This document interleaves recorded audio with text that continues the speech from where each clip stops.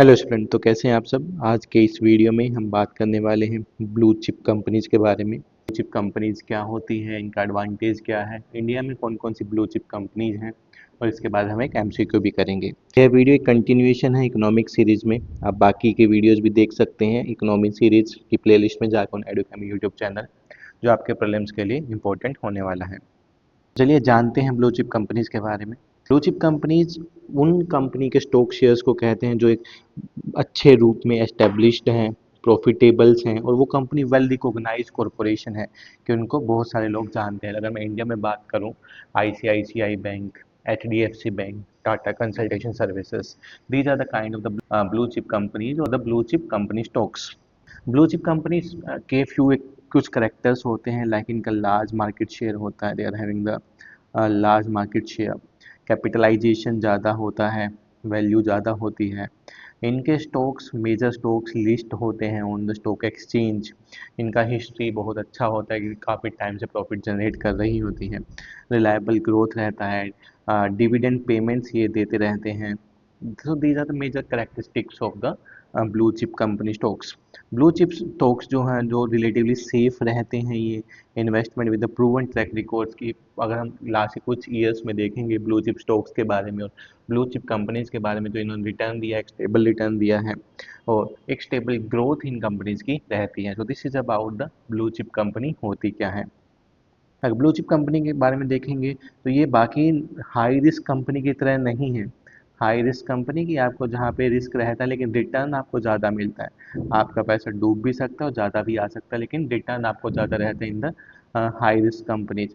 Where as in the blue chip company थोड़ा सा अलग होता है। ब्लू चिप कंपनी आपको रिटर्न थोड़ा कम देगी, बट एक स्टेबल रिटर्न देगी, एक स्टेडली रिटर्न देगी। कंटिन्यूसली आपका स्टॉक ग्रो ही होता रहेगा, एक स्टेडली रिटर्न दिया जाता है। ब्लू चिप कंपनी में वोलेटिलिटी बहुत कम होती है। ये वोलेटिलिटी का एक्सपीरियंस कर जाते हैं, कोई भी मार्केट क्राइसिस होता है, मार्केट क्रैश होना शुरू हो जाए, उस केस में भी इन कंपनी के स्टॉक स्टेबल्स रहते हैं और ये बहुत कम डाउनवर्ड्स होते हैं। तो these are the major kind of the characteristics of the blue chip company और द ब्लू चिप स्टॉक्स के बारे में। ये कंपनियां, इन्होंने वही कंपनियां जो 2007-2008 का फाइनेंशियल क्राइसिस को भी झेला है, उस टाइम पे भी ये कंपनियां स्टेबल बनी रही थी। तो these are the major characters of the blue chip, और ये आपसे प्रीलिम्स एग्जामिनेशन में पूछा जा सकता है। अगर हम ब्लू चिप्स को अंडरस्टैंड करेंगे, कहानी शुरू कहाँ से हुई, कहाँ से ये नाम ब्लू चिप्स आया, स्टोरी लाइन क्या है अबाउट ब्लू चिप्स कंपनी के बारे में, ब्लू चिप स्टॉक्स के बारे में। ब्लू चिप जो वर्ड है, इसका सबसे पहले यूज हुआ था 1923 में by the Oliver Gingold. Oliver जिंगोल्ड थे यूएसए में, उन्होंने सबसे पहले इसका यूज किया था ब्लू चिप के बारे में। और इसको एक डिस्क्राइब किया गया था, जिस भी कंपनी का शेयर $200 या उससे ज़्यादा है, उन कंपनी को ब्लू चिप कंपनी डिक्लेयर कर दिया गया था। और ब्लू चिप जो आया है, आपको सबके पोकर के बारे में तो पता ही होगा। पोकर में 3 कलर के मेनली चिप्स होते हैं, blue chips, white chips and the red poker chips. जो ब्लू चिप्स होते हैं उनको हाई वैल्यू का माना जाता है, इसलिए ब्लू चिप्स वहाँ से ये टर्म लिया गया है, blue chips company from the poker. Poker के जो चिप्स होते हैं वहाँ से ही लिया गया ब्लू चिप्स के बारे में। तो ब्लू चिप्स के स्टॉक ऐसा नहीं है कि वो बहुत ज़्यादा हाई प्राइस के होंगे, कि वो बहुत ज़्यादा हाई प्राइसेस के रहेंगे, ऐसा नहीं होता है। ब्लू चिप्स कंपनी के स्टॉक एवरेज प्राइसेस के रहते हैं और एक लंबे टाइम में स्टेबल ग्रोथ देते हैं। वो फाइनेंशियली कंडीशन, एक हेल्दी फाइनेंशियली कंडीशन को मेंटेन करके रखते हैं। तो it's not a term and condition कि स्टॉक का प्राइस हाई होना चाहिए ब्लू चिप्स कंपनी में, ऐसा कोई लिखा नहीं हुआ है, या फिर ऐसे इस तरीके के कोई रूल्स एंड रेगुलेशन नहीं है कि हाई स्टॉक्स वाले ही ब्लू चिप कंपनी में आते हैं, ऐसा नहीं है।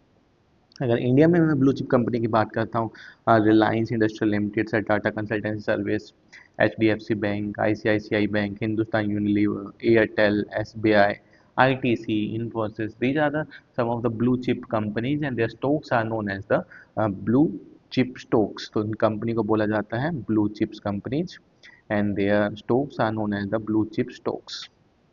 Means these are the kind of the stable companies.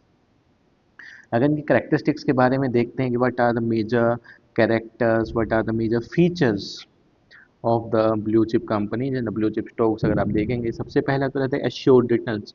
क्योंकि ब्लू चिप्स कंपनी में ज़्यादा अप डाउन्स नहीं होते हैं, ये आपको एक स्टेबल रिटर्न प्रोवाइड करते हैं, गारंटेड प्रॉफिट प्रोवाइड करते हैं। इसके साथ साथ डिविडेंड भी प्रोवाइड करा किया जाता है, क्योंकि company most of the time profits में ही रहती हैं। क्रेडिट वर्दीनेस रहता है इनका blue chip corporation, sufficient money होता है इनके पास सो दैट कि फाइनेंशियल ऑब्लिगेशन को कंट्रोल कर लेते हैं।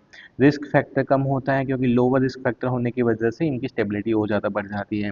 इन्वेस्टिंग ओरिजिन्स होता है, मोस्ट इन्वेस्टमेंट किए जाते हैं लंबे टाइम के लिए ही ब्लू चिप कंपनी में इन्वेस्टमेंट किया जाता है, और जो एक एवरेज पीरियड है for the investment in the blue chip company is the average investment period is 7 years, एक एवरेज पीरियड है ब्लू चिप कंपनीज में इनके स्टॉक में इन्वेस्ट करने के लिए।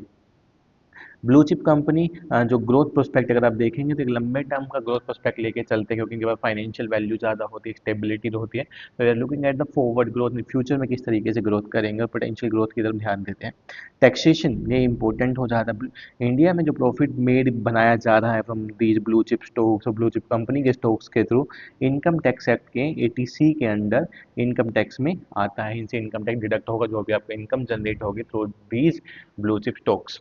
So in this is a taxable income you will generate from these blue chip stocks. So ये था ब्लू चिप कंपनी के बारे में, ब्लू चिप स्टॉक्स के बारे में, उनका क्या करेक्टर्स हैं, क्या फीचर्स हैं, क्या वो टैक्सेबल है या नहीं है। तो सारे क्वेश्चन आपके इस वीडियो से आंसर हो जाते हैं। आप मुझे बताइए कि इस क्वेश्चन के बारे में जो आपके प्रीलिम्स एग्जामिनेशन में आ सकता है।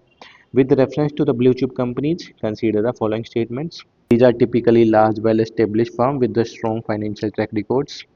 These companies are known for their high risk, high rewards investments. They are usually included in the major stock market indices. तो आप मुझे बताइए इसका आंसर क्या होगा, ए, बी, सी और डी। तो आप कमेंट सेक्शन में इसका आंसर बता सकते हैं। ओके, सो मिलते हैं नए वीडियो में।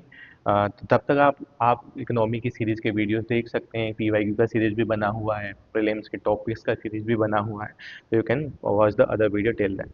आई will come with the new video soon. Thank you everyone.